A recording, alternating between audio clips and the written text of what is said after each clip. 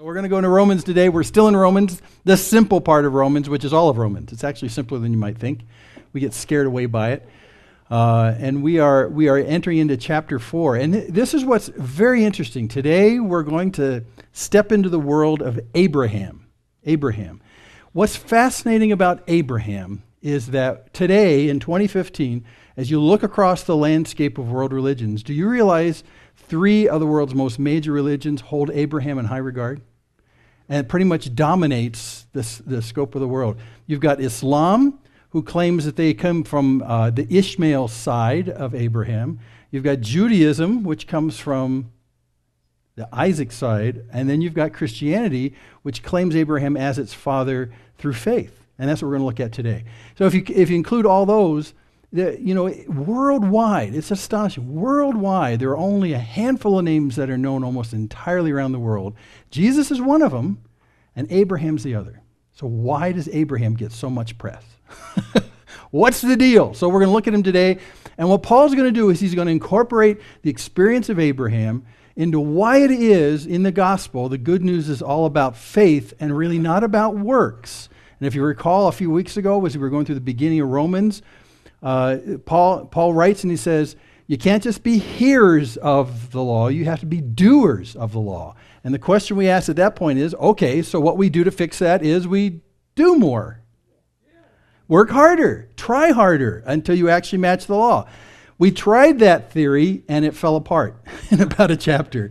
And it will continue to fall apart and just go into dust as we continue into Romans, because Paul's point is this: it doesn't have to do with you trying harder. It has to do with what God has already accomplished on your behalf. And Abraham is the guy who's going to teach us this. And I think as we go back and we look at Paul's experience after the Damascus Road encounter with Jesus and the over a decade of trying to get his head screwed back on, I know Abraham was central to his thinking. Very central to his thinking. So we're going to turn the dial back and go back and look at Abraham, and Paul's going to tell us what's up. Now he's going to use a method that is well known in Greek circles for teaching, and it's a question and answer thing. So he's going to start this section in Romans 4 with a question, and here's how he starts it in chapter 4, verse 1. So what then shall we say was gained by Abraham, our forefather according to the flesh? What was gained by him? Why is he such an important guy? Did he have some kind of accomplishment he did that gained him something over us? And by the way, the end of this where he says the forefather according to the flesh, what does that mean right there? Well, this flesh he'll use many times over and over inside the book of Romans. So we need to just put a quick look at that right now.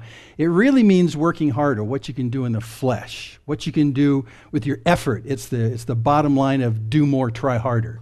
So the question he's asking here is, what is it that Abraham has that gains him some status above us because of what he did and worked hard at? That's the question. Because remember, we're testing the issue.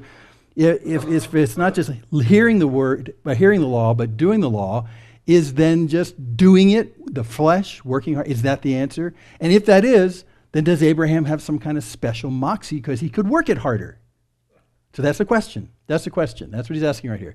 So that's our question with our famous Rodin sculpture. And to do this, he's presuming we know a lot about Abraham.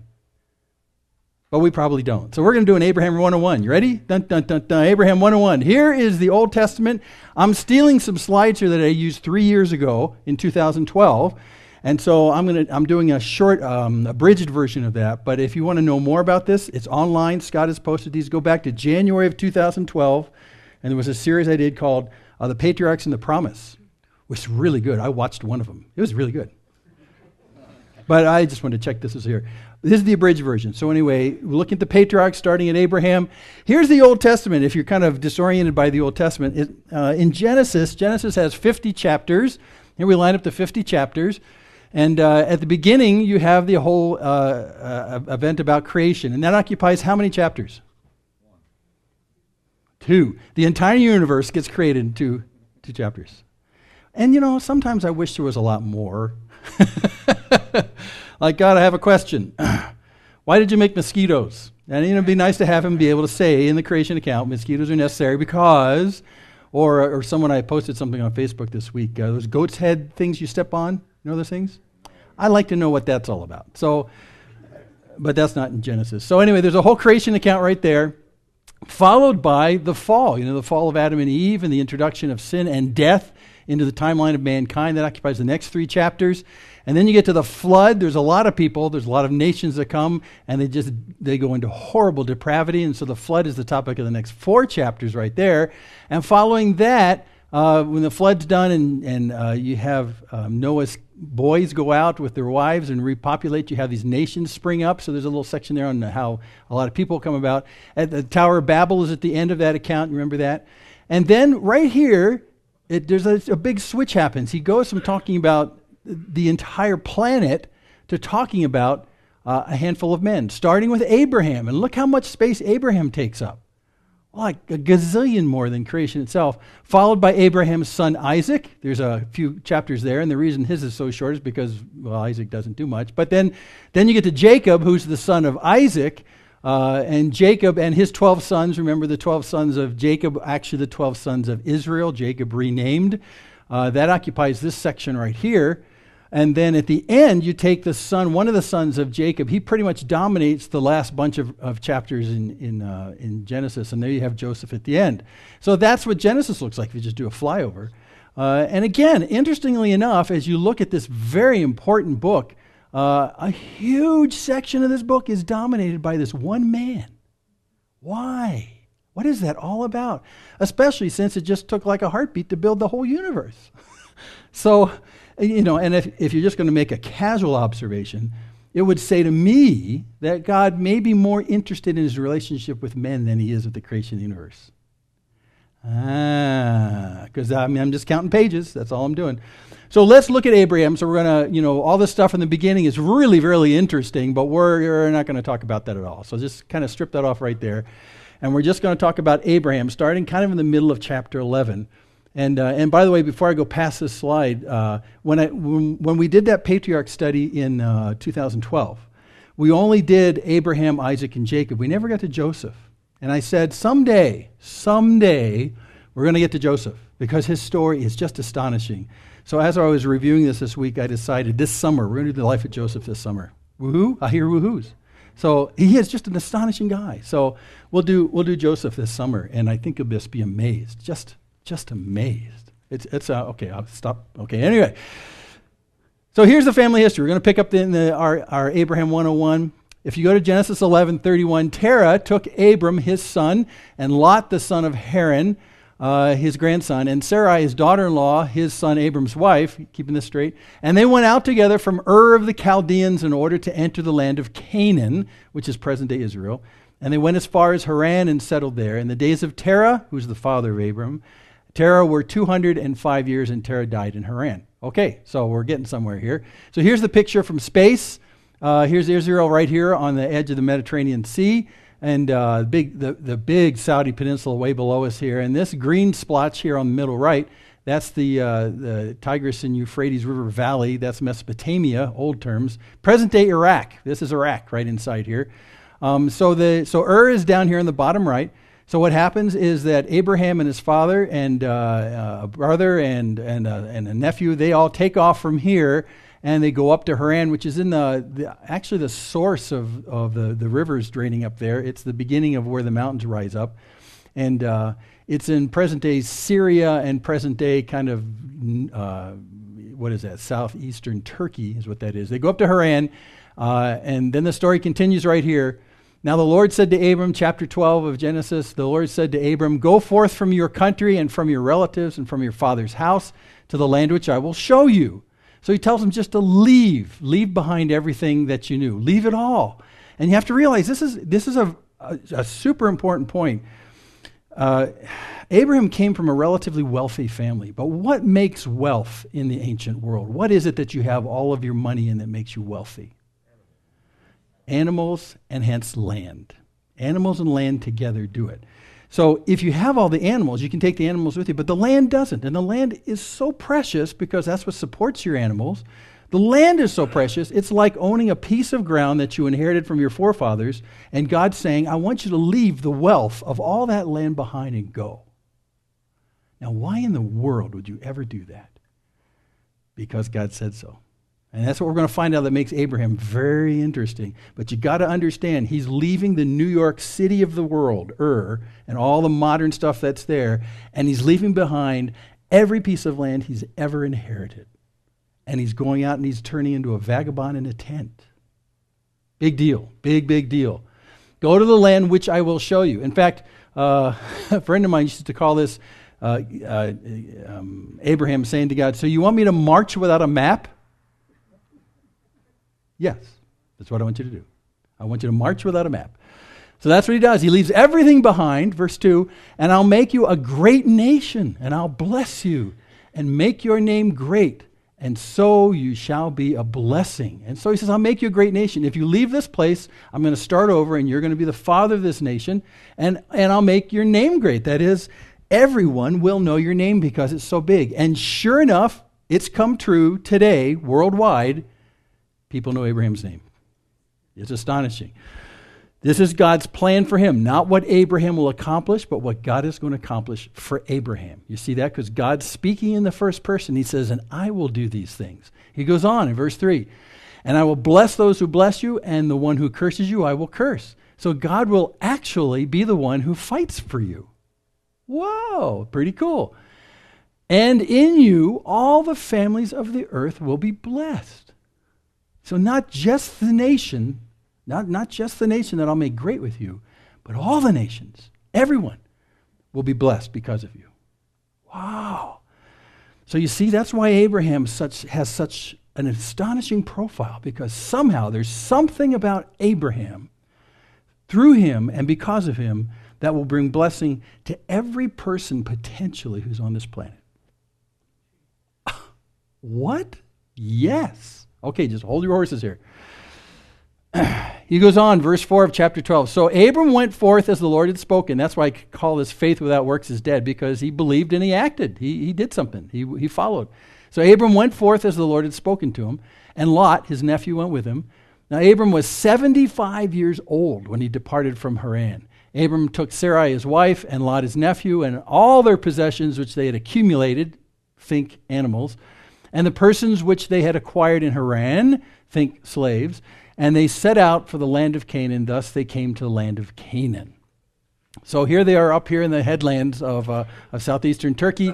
They move and they come down the coast, and they come down, they visit what we know today as present-day Israel, or Old Testament verbiage, it's Canaan. So that's where they go to. They find a whole bunch of crazy people groups already there, but while they're there, God says something absolutely astonishing. Chapter 12, verse 6.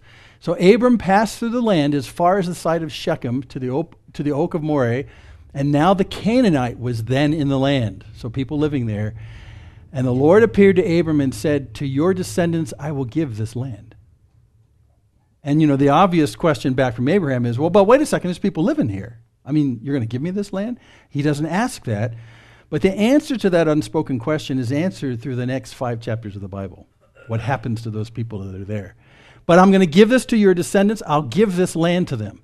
So Abraham, he built an altar there to the Lord who had appeared to him. Well, okay. So here he is. Here's Abram. He's marching around this place that God says, I'll give it to you. But as of right now, he's just living in a tent like a nomadic inhabitant of the area.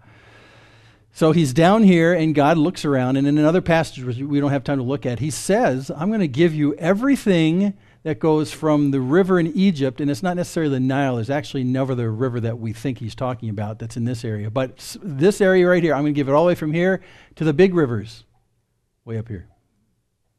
And that'll be yours and your descendants. Whoa. Well, Abram said, chapter 15 as I skip forward, O Lord God, what will you give me since I'm childless? So now what happens is that 10 years have transpired to this verse. He comes into the land at 75. Now he's in the land in chapter 15, and he's 85. And he's thinking, well, God says, my descendants, we don't have any kids. Sarah and I don't have any babies. So how's this going to happen? And on top of that, we're just getting older every day, and making babies is going to get harder and harder. And after all, I'm 85. Sarah's 10 years younger. She's 75. And even at that time, that was a troublesome age to have babies. And you're on the brink of impossible. So when we get to chapter 15, Abraham, he's heard what God has said, but he's saying, I'm not figuring this out. We have to have a baby. You need to give me some kind of sign. And in fact, right after this, he says, so I guess the deal is one of the slaves that's in my household, he's the only male we got around. I guess he's going to be this descendant. And God says, no. You are 85. Sarah's 75. But it's going to be one of your own kids. Which is why you understand that when this whole thing unfolds in the tent of Abraham and Sarah, Sarah's immediate reaction is to laugh. Which is why when the firstborn comes, Isaac, Yitzhak, that's Hebrew for laughter. Right. Okay, so this is where we're at. So in chapter 15, Abram says, "Oh Lord God, what will you give me since I'm childless? I mean, tell me how this is going to work." And if I skip to verse 5, and he took him outside. God took him outside and said, "Now look toward the heavens, count the stars, if you're able to count them." And he said to him, "So shall your descendants be." Because remember, God's the one who made the promise about the descendants and being so numerous. So he says, go outside your tent, look up at the stars, and you number them. Well, if you can't number them, I made them. So, there's a difference in abilities here. That's what God's clearly trying to say as he looks up. And Dorothy read the passage this morning about the fact that not only did God make them, he named them. So Abraham in his doubt says, show me some kind of assurance that this is going to work. God says, look at the stars. And then the verse that rocked Paul's world, verse 6 of chapter 15 in Genesis. Then he believed in the Lord and he reckoned it to him as righteousness. Now, what this is saying is, in a split second, Abraham goes from a doubter to a believer. And in that split second, God reckons to him, that it's actually an accounting term where you change someone's account. God reckoned to him righteousness, which is justification with God. So everything that Abraham has done wrong up to this point, God says, now you're right, and I just say it by dictate, you're right. That's it. So this is the verse that Paul's going to bring up in just a second when we look at Romans 4. This verse right here. He believed in the Lord and he reckoned it to him as righteousness as he stood up under the stars, and God challenged him to count the things that God had made, and in his inability he recognized that God can do anything. Verse 7, chapter 17. He says, I'll establish my covenant between me and you and your descendants after you throughout their generations for an everlasting covenant, which actually means it extends to today, right? To be God to you and to your descendants after you. It's really, in that last phrase, it's really a promise of relationship. It's a promise of society with God at the center. And I will be this God to your people. If you will be my people, I will be your God. This is the phrase that's used, that couplet goes all through the Old Testament. And you can participate in this idea, this society with God at center. Do you want to be part of that? And so he says, that's what's going to happen. I'll be God to you and to your descendants after you. I will be faithful to them as well. I'll never leave you nor forsake you, is a term that comes up over and over as they enter the promised land after Moses. So that's the promise, this relationship with God. And 11, just a few verses later, and you shall be circumcised in the flesh of your foreskin, and it shall be a sign of the covenant between me and you. And boom, there we go, chapter 17, we have the sign of circumcision. Now, we get a little squeamish when we talk about circumcision. So we're not going to talk about it today. You wimps. But it's a fascinating topic in so many ways, and people just are like, but think about this for a second. All we want to get straight right here is that Abraham has already established this covenant with God, right? And God has said, I'm going to give you this land. I'm going to be a blessing to your descendants. I'll be their God. They'll be my people. This is the promise, okay? That has already transpired. That's history at this point. This is actually another 15 years, because now we're talking Abraham at 100. He left Haran at 75. God promised him babies at 85. No babies yet. And now here we are at 100 years of age, which would make Sarah 90. And God's saying, I need to give you some kind of token for you to remember that my word's good. So we're going to do circumcision. What? Okay, just a couple of thoughts about circumcision. For one thing, it's not a tattoo that everyone can see. It's a hidden mark. Which means It's a sign in a sense that's for you to understand, not for everyone else. I always thought, wouldn't it be cool if God said to Abram instead, he says, I'm gonna give you a holy tattoo on your forehead, and I want every single one of your kids at the age, 8 days, I want you to put this thing on their forehead, like, maybe a Hebrew aleph or something, and then everyone will see you, will say, oh, they're one of God's people, stay away. And that would be a very useful thing, I would think. Even after Joshua fit the battle of Jericho, and the reputation about this God, the people with the aleph on their heads, then you could just walk into town and say, I'm with God, and then people would run away and it'd be really easy. That would be a very useful mark, I think, which is why Jim didn't write the Old Testament. Because God wanted to give him a mark of this promise that God would come through with his promises, and it would be something that it would be for you. It wouldn't be for somebody else. Be something that you could check. And also, just speaking of circumcision, you're waiting for an awkward moment, aren't you? No. It's something that can't be reversed. It's a cutting away of flesh. You can try and put it back on, but good luck with that, yeah. So not only is it a hidden sign and affirmation just for you, but it's something that regardless of what you do, you can't reverse it. And we could go on and on. It's, here's one sorted one. It's not sorted, but God decides to mark the only organ in the body of man that has anything to do with intimacy with another. Isn't this fun? Okay, we're going to stop right there. But anyway, the whole deal is he makes the covenant with Abraham about this promise from God. And then once Abraham now is aged up to age 100, he figures he needs to give him a sign. And all his descendants, because remember the promise is going forward past Abraham to descendants. A sign that is irreversible, and they'll know that God has touched me, and God is somehow interested in my intimate relationships. But his promise to me is good. So here we go. That happens after that. Now we come back today. Okay, so you had your Abraham 101. That's all we're going to do on Abraham. Go back to 2012 if you want to read more about him, or you can read Genesis 11 through whatever until, okay? So here's what he says. So what then shall we say was gained by Abraham, our forefather, according to the flesh? That is, according to what he could do by working hard. Now think about the story we just did. What did Abraham do to work hard to gain the approval of God? Hold that in your mind just for a second. Well, he's going to answer it. And he's going to answer it with two mindsets. There's an earning mindset and there's a gift mindset. And this goes through the entire Bible, and this is what he's going to show right now. So on the earning side, verse 2, he says, listen, if Abraham was justified by works, that is trying to do the law, then he has something to boast about, but not before God. That is, if he does it himself, he can say, I did this.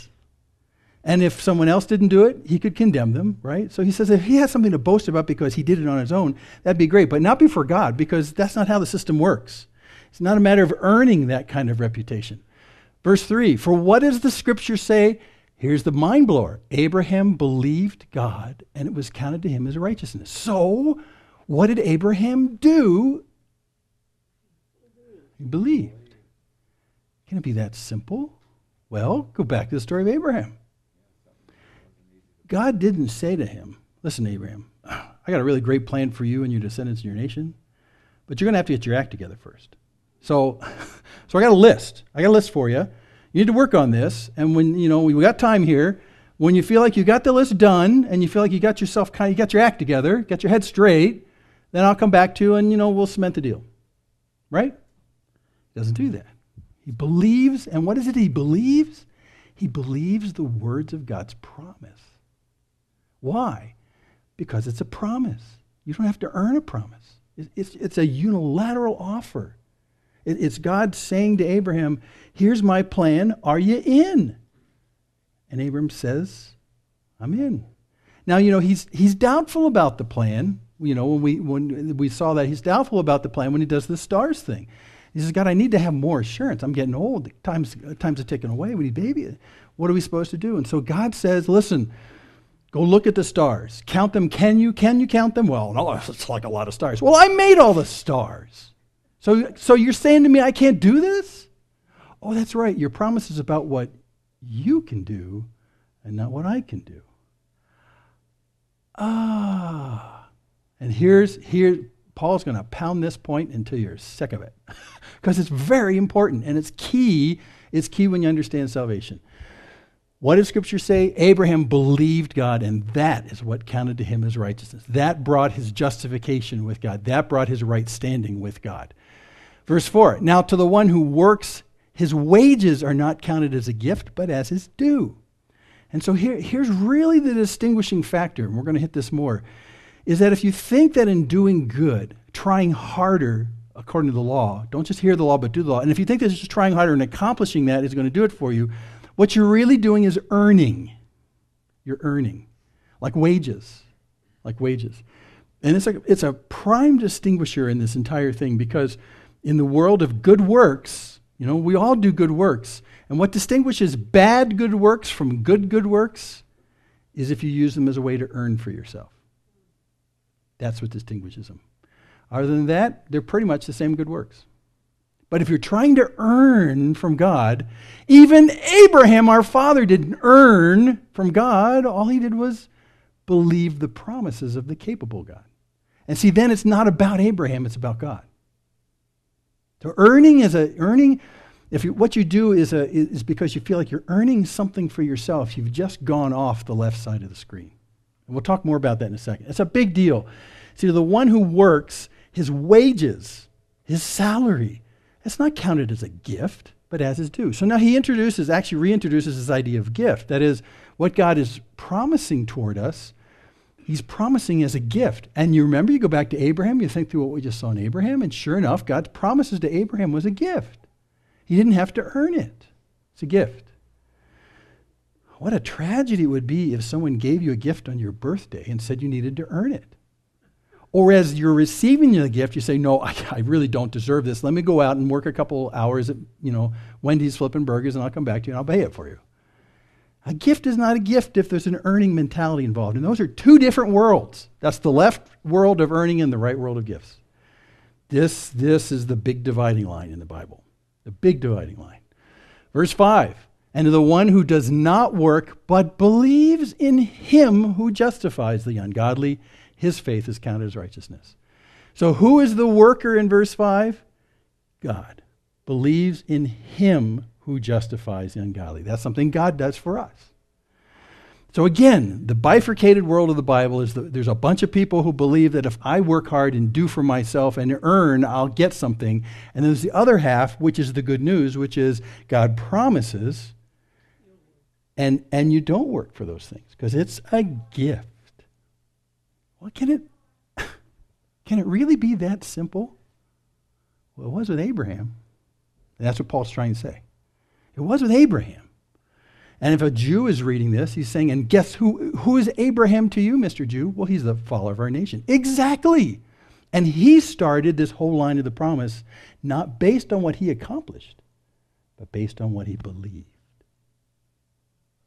I think that decade plus when Paul was getting his head together after the road to Damascus, this is what he was figuring out. This was it. And I think he looked at the law as a good Pharisee and doing it harder and trying harder and being better informed and doing it and achieving and achieving. That's what a Pharisee did. But eventually, through God's Spirit, he wound him back through all of those laws that came from Moses and all that stuff and finally got back to the beginning. And the beginning for a Jew is Abraham. And he got to Abraham and thought, wait, what did Abraham do so right? He believed. Maybe that's normative for someone following God. This is what he's getting at right here. And then he brings in David. Just as David also speaks of the blessing of the one to whom God counts righteousness apart from works, apart from what you can do. And he quotes from Psalm 32. Great psalm. Blessed are those whose lawless deeds are forgiven and whose sins are covered. Blessed is the man against whom the Lord will not count his sin. The opening two sentences in Psalm 32. So look at that psalm. What is it you do? What is it God does? God does everything. Wow. Surprise! God does everything.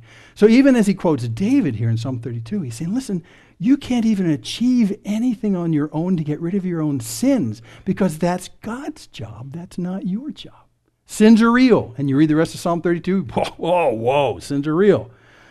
But who satisfies the problem of your own sin? God does. Now, for a casual observer of the Old and New Testament, you would think that that idea is a New Testament idea. But it's basic to the Old Testament. And basic to David. Remember David's sin with Bathsheba and killing her husband Uriah, and it's all really seamy and very disgusting and ugly. And somehow God forgives that. Even the prophet Nathan comes to him when he reveals this and says, well, you know, God's taking care of your sin, but you know, you're still going to have a host of problems that are going to come out of this, but God's covered your sin. And who does that? God does.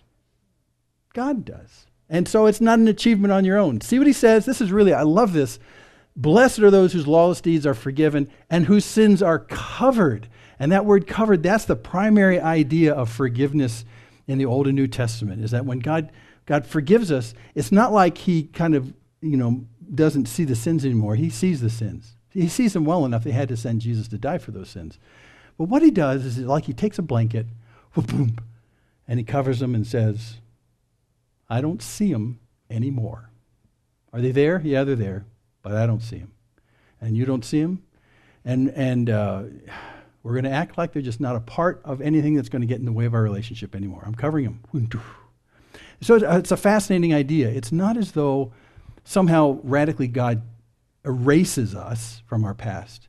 What he does is he says, I'm not going to let them be part of our discussion anymore. Covered. It's cool. And as a just God, he doesn't change the law and say, well, there's your sins. I'll just change the law so they're not sins anymore. No, because God is not only loving, but he's just. And he's the justifier of those who do these things. And we just read that. So that's what he's saying right here. Blessed are those people the Lord will not count sin. So again, it's not something that we do, and it's not something that we can earn. But let me stop for a second and point out that in the current culture, this as well as the secular culture, when we start thinking about heaven, and you ask someone straight up, so when you die and when you face God at judgment and God says, why should I let you into my heaven? Most people will stand there and say, well, okay, I've done some bad things, but on the other hand, I've done a lot of good things, and I've really worked hard and I like the good things, and all through my life I've kind of changed the balance so that, hey, look at me, I've got more good things going than bad things, so that's why you need to let me into your heaven. And God will say, wow, great achievements on your part. You fail, because you still have some over here. So that's the going lie. And I have to say this straight up. That's straight from Satan. Is the idea that somehow through your achievements of trying harder, you can create enough good to offset the bad. The problem is that you need to be perfect. And if you look at the problem of that judgment, and you look at the problem of this pile of junk that we've put together in our life that we call sin, and you look through the Old and New Testaments, there's only one remedy for that. God himself does it. And Jesus, through the blood of Jesus, he does it. Throughout the entire Old Testament, the New Testament, God is the one who takes care of that problem. So if you try and work harder and achieve, you're not going to get there. That's the sadness. I think the greatest sadness to me when I talk to people who live this judgment ideal is that someday, in honesty, they're going to stand there and say, I did pretty good. And they'll realize that all that ought, should, maybe, kind of, you should kind of stuff that you worked so hard your entire life to do is not going to amount to anything. And that breaks my heart. People need to know the gospel is something other than that. Okay, so let's push on. So he brings us another question in verse 9. He says, so is this blessing then only for the circumcised or for the uncircumcised? And by the way, this is his code words for Jew and Gentile, circumcised and uncircumcised. So question, I love Rodin, great scripture. Is this blessing only for the Jews or for the Gentiles? No, yes, no, yes. Well, we already know enough to know that it's for both. So he says, he expands his question. We say that faith was counted to Abraham as righteousness. So how then was it counted to him? Gone into his account, gone on his plus side of his ledger. How then was it accounted? Or better yet, when was it counted to him? Was it before or after he had been circumcised? Okay, wait, we just read covenants, believe, stars, circumcision. Oh my gosh. When God counted him righteous, he was not circumcised yet.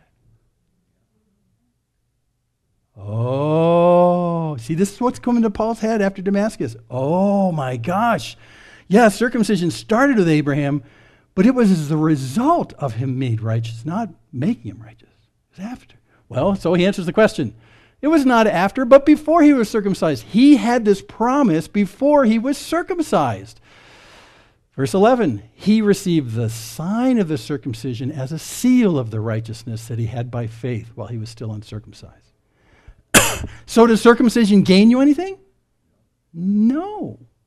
But it is a good resultant sign of that promise. It's a sign. And remember, it's a sign that just you see and that you experience several times a day as a man. But anyway, I won't go there. It's too much circumcision.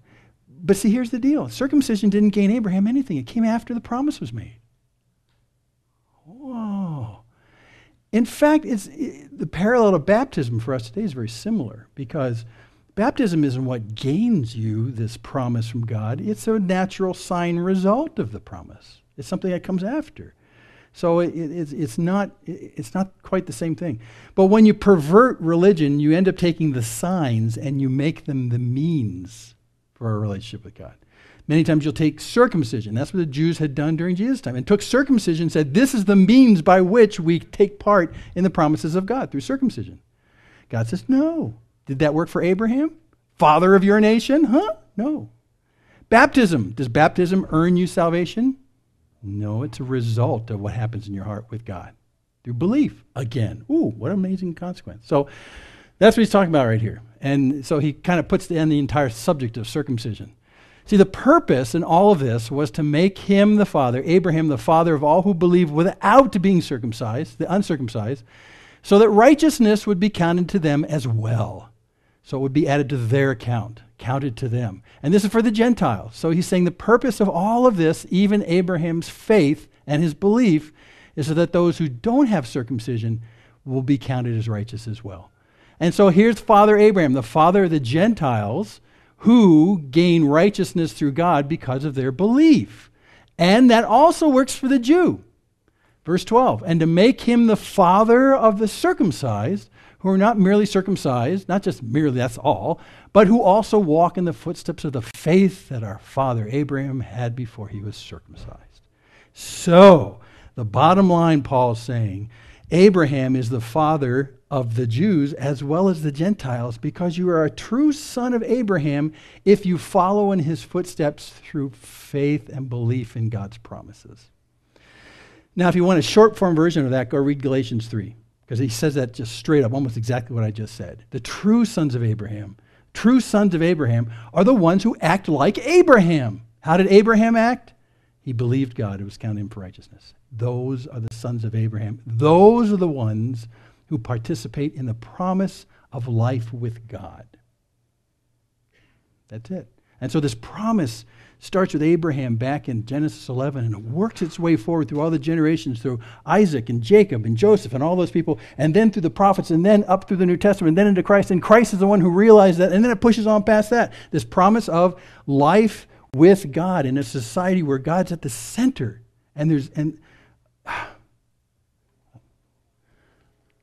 Just before John the Baptist was born, his father is struck dumb from an event he has in the temple. And just before that, he comes out of the temple, he's given his voice back. And as he gets his voice back, he says some remarkable things through the Holy Spirit about the big picture of things, about not only John the Baptist, but Jesus himself, who's going to be born shortly after that. And he says, blessed be the Lord God of Israel. He's visited us, accomplished redemption for his people, raised up a horn of salvation in the house of David. He goes on, to show mercy toward our fathers and to remember his holy covenant, the promise. What is it? The oath which he swore to Abraham, our father, which is to grant us that we, being rescued from the hand of our enemies, might serve him without fear. Life and society with God at the center. Anyway, that's the end of Luke 1. So that's the promise. It has everything to do with faith and nothing to do with circumcision. But circumcision is a great aid to remind us. Baptism is a great aid to remind us of this promise that God reaches to us with, and we believe and become part of it. So he's trying to say. So he answers his own thing here. We're going to quote with this. This is actually a preview to next week. But the promise is realized through faith. Back on this earning and gift to mindsets things. 13, for the promise to Abraham and his offspring that he would be heir of the world did not come through the law or trying to, do the law, but through the righteousness of faith. That is, being made right with God through faith. And remember, we defined faith a couple weeks ago as a confident expectation of what will take place based upon the character of the one who makes the promise, God himself. That's faith. I have a confident expectation that God will follow through in his promise. 14, for if it is the adherents of the law who are to be the heirs, that is, the people who practice the law and do it gooder and gooder and gooder every day, if it is the adherents of the law who are to be the heirs, then faith is null and the promise is void. This gigantic promise, this stream of promises starts from Abraham and works its way all the way through the entire Old Testament and then through the New and then even finishes in Revelation. That promise is null if you try and earn it. You can only participate in it like Abraham, the starter of the promise, if you accept it by faith and believe. Can it really be that simple? Well, now wait a second. Abraham, when he participated in this, was first asked before that to do something radical in his life. He had to leave everything behind. He had to trade in the entire history of his old life for a new life with God, without any assurances necessarily of what this new life with God is like. Remember the march without the map? And he had to take all this that was here, that he knew, that he'd accomplished, that he'd achieved, the wealth that he grew. He had to take all that and say, I'm leaving that and I'm following you. And all I have is the promise. That's all I got. Which means all I have is my confidence in the character of who God is. So when we talk about salvation and coming to the Lord, we're really talking about the two things. We're talking about leaving and cleaving, which, by the way, is a term we use when we get married, because this very much is like a marriage in cosmic proportions. We leave one life behind, and we say everything that I've ever achieved and everything that I ever thought was valuable to me that I earned for myself, I'm leaving, and now everything I have past that point forward is something that I receive as a gift from you. That's biblical salvation. And it's life with God over there, with no assurances other than God's over there. And that's where I want to go. And that's what Abraham realized. He left Ur behind. He waited until his fathers died so that almost symbolically Abraham's new father would be God himself in this new place. And God made a promise to him, and he stuck with it. We're at the end. So let me just make a point here, because this earning and gift mentality, these are two radical, I don't want to call them paradigms in life. And you have good actions over here. If your good actions, as you look at them, are earning you something, if you feel like you are, in God's eyes, earning some kind of worth or status with God based on what you do, then you may be a legalist. That's what legalism is. It's to do those things, thinking that as you do them, you earn something for yourself. It's crediting to your account based on what you achieve. But if the same good actions on the other side over here, and you basically give them to the people as a total gift, it means nothing to your account. Nothing at all. Remember, Jesus says, when you invite people over, don't invite people over to your house. They can pay you back by them inviting you to their house. You invite people who can't. And that way, your gift of hospitality is just that. It's a gift. It's not a down payment on dinner at someone else's house. It doesn't accrue to you. It's not earning something for you. So if in your good actions that you do in life, you find yourself through the Holy Spirit's changing the inside of you, more and more doing things because it has nothing to do with earning you a scrap of anything. It's just a delight to your heart to give that it can't be paid back. And we know what we're talking about when we say this because we give gifts. We understand that whole thing. If that's you, then instead of being a legalist because you're giving away without an expectation back, you're a lover. That's what a lover is. Someone who gives without expectation being paid back. Usually sacrificially. So here's what really separates it. The good works at the top of this slide are both the same, largely. And when you have discussions with people, how can you say, I do good things? I do. I mean, I just helped a woman across the street the other day, and I rescued a puppy that was drowning in a river, and I've done so many good things. I do good things. They're good things. I'm good. He says no. Right. If in the process you're saying to yourself, and you can hear it, if in the process you're saying to yourself, I have something to put on the positive side of my account that I've earned when I face God. See, if that's part of your thinking, shh. But if your actions through life with these good things has just been the delight of a heart that sacrifices and gives and wants nothing in return, you're a lover. And when that guy came to Jesus and said, Jesus, Mr. Teacher, you know everything about the Old Testament. What is the greatest commandment? To love the Lord your God with all your heart, soul, mind, and strength, and to love your neighbors yourself, the people that God loves. To love God and love the people God's love. Which means that it accrues nothing to you. You just give. So this is an interesting declarative because I've had people say, I do good things, you do good things, so we're good people. I say, no, but if you're in your heart, you think you're earning something in the great cosmic account toward judgment, you're sadly mistaken. Sadly mistaken. And the people that are the people of God are the people like God who give without an expectation of return. If you'll be my people, I'll be your God. And that's characteristic of the people of God. So if you're on the earning side, that's really the discriminator, earning. So let's close this off. Let me tell you a little bit more about the promise, and then we'll quit, and we'll go do actually part B of Abraham next week. I go to Hebrews 11 because Hebrews has a bunch of comments about Abraham. And he says about Abraham, by faith, hey, that's the word. By faith, Abraham obeyed when he was called to go to a place that he was to receive as an inheritance. And he went out, not knowing where he was going, marched without a map. By faith, he went to live in the land of promise, yea, the promise, as in a foreign land, living in tents with Isaac and Jacob, heirs with him of the same promise, life with God. But you got to leave everything behind. Got to leave everything behind. For he was looking forward to the city that has foundations, whose designer and builder is God. God promised him life with God. In a sense, symbolically like a city. A city was a refined place of culture and protection and provision and justice. In a Wild West world where there was none of that, a city was a place of order in that sense. What Abraham was looking for was a place like that, a society of order and justice and love, because everyone in it followed the God who provided that. And you know what? That's what we look forward to, really. Abraham was looking for the city that has foundations. That is, it can't be toppled because it's built on sand. It's built on something that can't be moved. Has foundations, whose designer and builder is God. And coincidentally, when you get to the end of Revelation, there's a city. Yeah, it's all ties together. But that's what he was looking for. But the only way he could do this was to believe God and leave everything behind. We can only realize it in our lives if we leave everything behind and believe God's promise.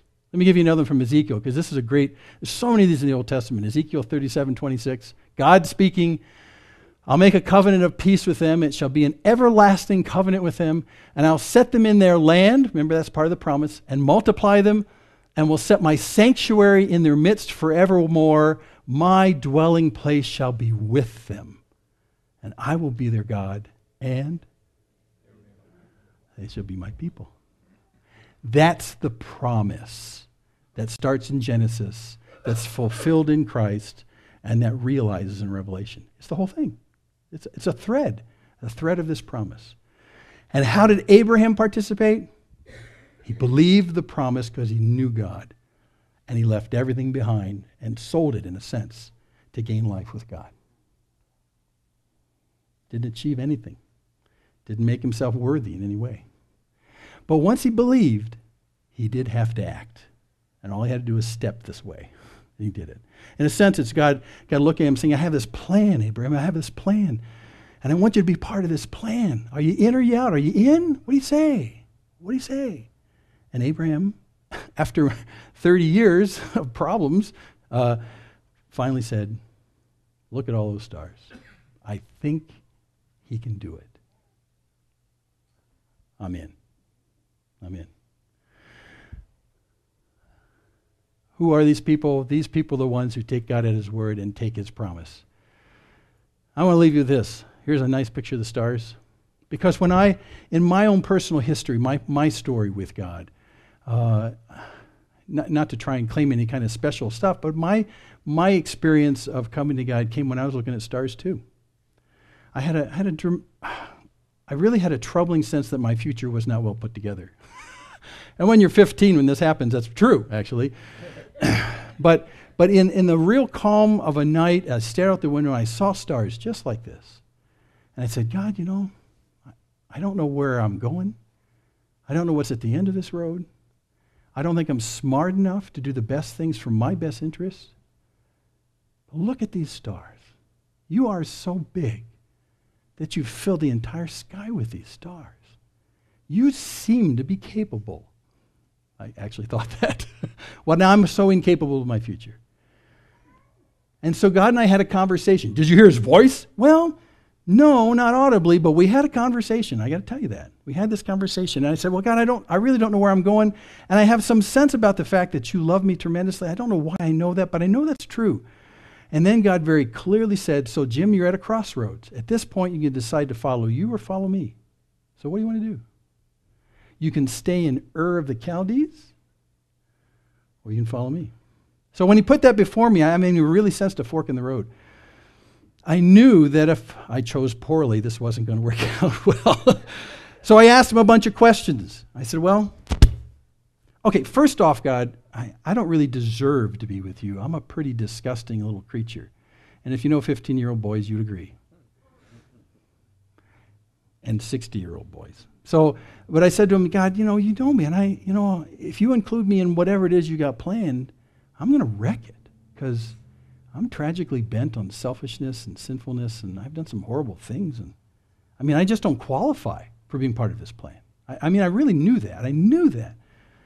And God said, yeah, I know. I know more than you think I know. I know that. You're not telling me anything I don't know. I've got it solved. You've got what solved? My sinfulness? Yeah, through Christ. How does that work? Well, you'll figure it out more as time goes on. But I've got it solved. Are you willing to trust me about that? Well, okay. And you look at the stars, and you figure out, how is it that God can take care of the enormity of my sinfulness and selfishness? Well, he made stars. He can do that, I guess. And he can. So I believed him on that. And then I said, well, okay, wait. So where are we going? I don't think I want to go on a march without a map. I didn't say that, but that's what I was thinking. Yeah. And all he said back to me was, I can't tell you where we're going, but I can tell you I'll be there. So this is really a choice of following me or following yourself. I'll be there. And I said, okay, well, I know enough about your love, and I think, okay, but still, what if you make me a missionary in New Guinea? I don't think I want that. He said, I'm not going to give you any assurances. Do you want me? Do you want life this way? Or do you want life back with Ur of the Chaldees? What you know, what you've achieved, everything that's familiar to you, or do you want me? I was really at a crossroad. And so God said, so how is this previous life been? Well, it's okay. It's not bad. But is that all you want? Well, no. He says, in fact, you don't, or else we wouldn't be talking right now. Yeah, that's right. I'm telling you, this is the conversation we had. And then I said, well, if you can give me some assurance of that direction, but you're telling me you're not going to give me any assurance about where that's going to go. You're just telling me go this way and follow me. and leave everything else behind, and literally leave everything else behind, which means that now I can no longer control my destiny. I can't control where I'm going to go. I don't know what God's going to do, but I'm saying I'm not going to control it anymore like I did past year. I'm going to let God be the one who does this. He's going to do the driving. That's crazy talk. What if you take me to a place that I won't like? Jim, do you know I love you? Oh, yeah. Would I take you to a place that's harmful to you? I guess not. So what do you say? You in or you out? Oh, okay, I got a few more questions. And I asked him a few more questions, and he didn't really answer them very much. He basically just came back to, do you want me? Because if you do, you got to give it all to me. You leave all that behind. It's all me. And so everything, all the questions I had to distill down to this one thing. This God who's promising, is he trustable? Is his love trustable? And I don't know why I came to this conclusion, but I said, yeah. Yeah.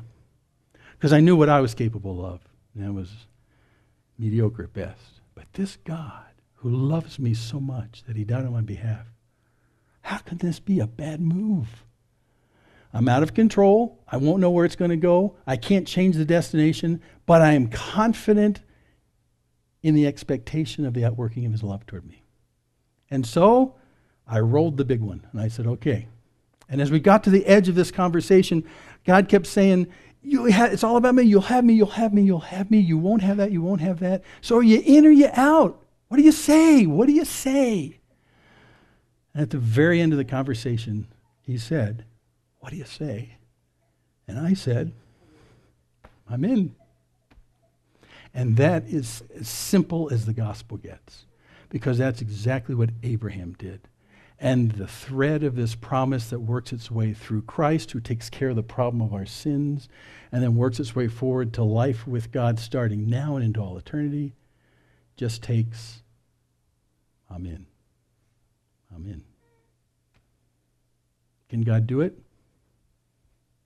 He sure can. He sure can. And he's been trustable. And he's been faithful since that. That was 40 years ago. And he's demonstrated himself faithful. And oh my gosh, he's taken me to some crazy places. It wasn't New Guinea, but it was Utah.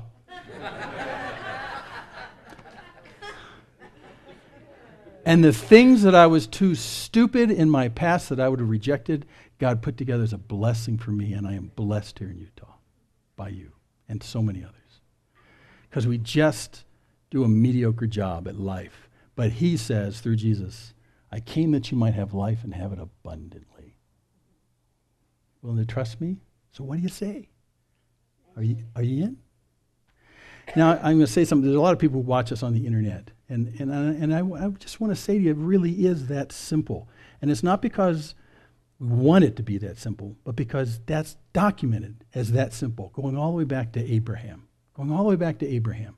And we can give you countless examples of people through the entire Bible that all it took was I'm in. I'm in. I put my trust and my faith in the promise of God for life because God is who he is. I'm in. Well, what do you control after that? Actually, nothing. And he takes you on the adventure of lifetimes in following him. And he delights you with his loving kindness. And it really is that simple. But what about my sin? I'm supposed to clean myself up? He does that. That's not your job. He does that. He's taking care of the problem, so you're instantaneously justified. You're right with him. Your relationship is there. And just like you did with Abraham, who wasn't a perfect guy, nor me, he says, I've got it covered. So, what do you say? I'm in. And a lot of us in this room have made that same choice and have gone on that same path. But if you've never made that choice, you can do it that easily. And you can go to him quietly. You can stare at stars if that helps you. Because doggone it sure helped me and it helped Abraham. Because it reminds me that it's not about what I can accomplish. It's about what he's able to accomplish. And you can go to him and ask him, is this real, God? Does this offer still stand? Really? And you'll hear God say, so what do you say? And you can just say, I'm in. I'm in. Okay, let's pray. Father, I thank you for interrupting my life at the age of 15. Because it's an interruption that I've been thankful for for the rest of my life. And I don't know, Lord, how you convinced my heart of your loving kindness, but you did somehow. It had to be you. That wasn't me. I didn't study anything, but it's there. And I don't know how it is, Lord. I knew enough or was faithful enough to entrust my entire future to you, but there it is. And Lord, I don't think I knew the half of what I was getting into. But Lord, you have been so faithful in the past, and you will be so faithful into the future. And just like Abraham, the name that's echoed all throughout the world, just like Abraham, all I have to do is believe and say, yeah, I'm in. Because I know the promise of God. I know the loving kindness of God. I know his intentions for me to give me life that's abundant and free. And Lord, forgive me when I go back to thinking that I can earn some kind of standing with you. And you've made it abundantly clear here, and you'll continue to, that it's not about what I can achieve to impress you. It's all about what I can stop doing and trust you for. And you make me right with you, something I could never do. And you started this process of working through and in me to change my appetite for sin. My desire for rebellion for you is almost gone. All those things that separated me from you before, you seem to be changing. You didn't mention that at the beginning, but I am so thankful for that. Your faithfulness to us and your loving kindness to us is just astonishing. And Lord, I pray that you would put on our lips among the people around us who don't know this, the simplicity of this. And to know that this isn't just a way to get off easy, but it's the center of the plan of this good news. This is it. A march without a map, but a march with the map maker. That's a whole different thing. So thank you for your great love for us. Speak it through us powerfully, this gospel, this good news, because we're confident that it has the power to bring life to those who accept it. So thanks for this now. We pray these things in Jesus' name. Amen.